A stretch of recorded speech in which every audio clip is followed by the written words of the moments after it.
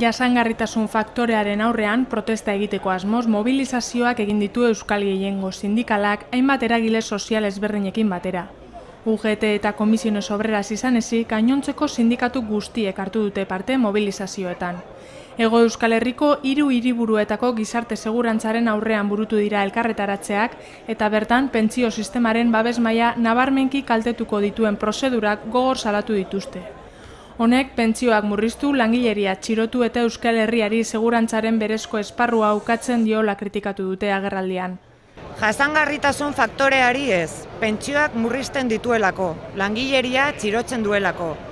Euskal Herriari gizarte segurantzaren berezko esparrua ukatzen diolako. Pentsioen erreforma berri baten mehatxupean gaude. Eraso berri honek badu izena, jasangarritasun faktorea. Pentsioen erreforma berri baten mehatxupean gaudela salatu dute sindikatuek. Gaineratu dute inposaketa politiko eta sozial baten aurrean gaudela. Burutzen ari den eraso sakon baten aurrean gaude. Zeinak gizarte eta politika mailan ezarpen bikoitza ekarriko digun.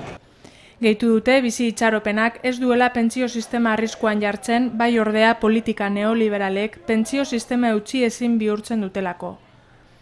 Jasangarritasun faktorea pentsioak askartuko dituen etengabeko murrizketa dela azpimarratu dute. Jasangarritasun faktorea ez da pentsioak bermatzen dituen botika. Atxitik pentsioak askartuko dituen etengabeko murrizketa ezarriko du.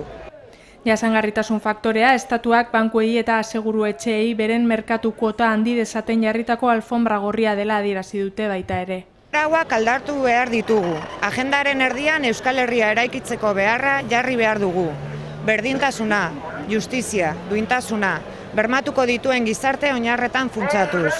Guzti honen aurrean, eskubide laboral eta sozialak bermatuko dituen pentsioetako euskal sistema publikoa aldarrikatu dute gizarte segurantzaren egoitza kanpoan.